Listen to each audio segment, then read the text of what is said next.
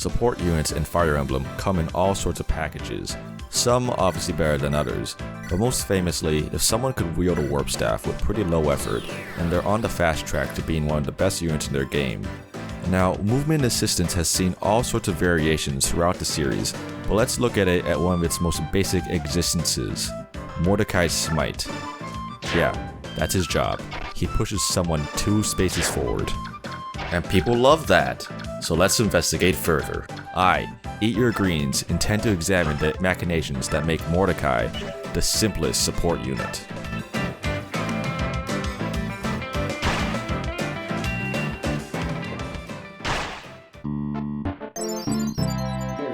Before I can really talk about Mordecai as a contributing member of your team, I need to explain his class. Our friendly fellow is a Laguz, more specifically a Tiger Laguz. Now, Laguz units gain boosted stats when transformed that elevate their combat greatly. However, this comes with the catch that they need to adhere to their transformation gauge. The gauge requires 20 points for Laguz units to shift into their animal form, with these points being rewarded at the start of each turn, 4 of them to be exact. Now, you can technically gain an additional 2 points per battle whilst untransformed, but I don't really see this as a viable acceleration tactic. Keep in mind that not all Laguz units share the same base gauge on your opening turn. Leaf, for example, starts with 16 points and gains the remaining 4 at the beginning of turn 1, which allows her to be a combat fiend right away. On the other hand, her comrade Mordecai is not so lucky, starting with a pitiful 0 points, meaning it'll take him 5 turns before shifting into his tiger form. This is pretty bad. Like, spending 5 turns to even get a chance to deal damage is baffling. Of course, you do have the option to use a Laguz stone to transform right away, but So if combat isn't really his forte, then what else can Mordecai do?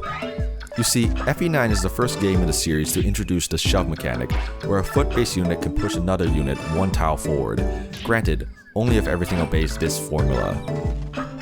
Now that can lead to small optimizations here and there, but Mordecai's built different, as he has the Smite skill, which means he can push a unit 2 spaces away. Yeah, that's his job. And importantly, he doesn't need to transform to do it either. Obviously, it's easy to see the applications of such an asset on your team. If a chapter's objective is moving someone from point A to point B, then shaving 2 tiles off the journey isn't arguably beneficial. Additionally, because Mordecai's build and weight is massive, he can smite virtually every unit in the game, including those on mounts. The powers of this movement option is even canonized in one of the most essential recruitment strats of all of FE, where Mordecai's smite is virtually required to move Ike into position to talk to Astroteer on turn 1. And that's our teal haired gentle giant for you. He does one job. Thanks for watching.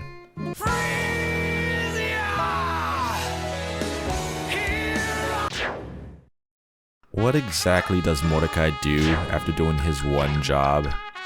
There isn't really much in the way of 1 turns in FE9, and I don't really know too much about how to go super fast. Look, I'll admit, I don't like playing Path of Radiance that much. It's slow and boring. Using the good units is boring, and using the bad units is boring. Talking about either is infuriating. I was kind of hoping that Mordecai being an efficiency unit would make my playthrough last shorter, but He just smites someone, usually Marcia, turn 1, and then I guess he smites someone less important on turn 2, and he has good movement to eventually catch up with the rest of the team on turn 10 maybe. Actually wait, I have developed a new Mordecai tech of wall baiting. Who needs provoke when you can use Mordecai? He just soaks up those hits so your team can swoop in and smoke the idiot enemies on the following turn. Or how about Mordecai boss killing? Yeah. You know, combat Mordecai is kind of like a Fa archetype. Actually, he's the true Jagan of FE9. He's setting up kills for my scrubs, unlike that cheater Yunaka archetype Titania. Okay, what archetype is Mordecai actually? Is he a Saul, known for movement assistance and joins with an angry female companion?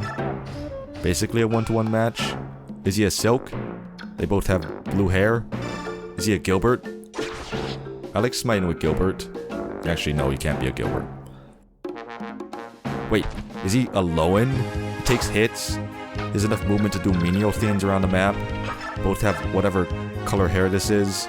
Mordecai and Lowen's main job is to do something semi-important, but never steal the spotlight away from your top billion units. Well, as fun as it is to explore these comparisons, Lowen can actually do combat for his entire existence. Mordecai, well, maybe if I dive into his supports, I can see his true character. Oh. Do I actually like Mordecai as a unit? Does he make me feel smarter? Does he enable me to do cooler plays? Does Mordecai's existence make path ratings less excruciating to play? Okay, that's a loaded question, and frankly, he doesn't deserve to be put responsible for the grievances I have with FE9. I, along with anyone else really, can dislike a Fire Emblem game while still seeing the merits of its characters and units. In fact, that's pretty applicable to every game in the series. They all kinda suck. However, you grow attached to these compiled bundles of stats and JPEG images. You get worked up about how Unit A can be better than Unit B, and have civil discussions about it. Hours, even days, are spent grinding EXP so they can become busted and make us feel better. With that being said, you know how much Mordecai actually needs to do his job? Nothing. There isn't a staff grinding arc. He doesn't need to be fed kills for EXP. He doesn't even need to dip into the bonus EXP pool and steal from Marsha's plate. Sure, he could use the statue frag in order to move promoted Joe around, but oh well. Just as hitting the Smite command is fundamentally basic, setting up Mordecai is altogether devoid of any complications. He is good to go right out of the box. That doesn't necessarily mean you should avoid trying out different themes with Mordecai. Of course, there are going to be better options, but it's FE9. You have everything to make a halfway decent unit a rockstar. However, in an age where we often hyper-focus on optimizing the craziest builds and EXP distributions to make a unit viable, I find the simplicity of Mordecai's package to be rather comforting.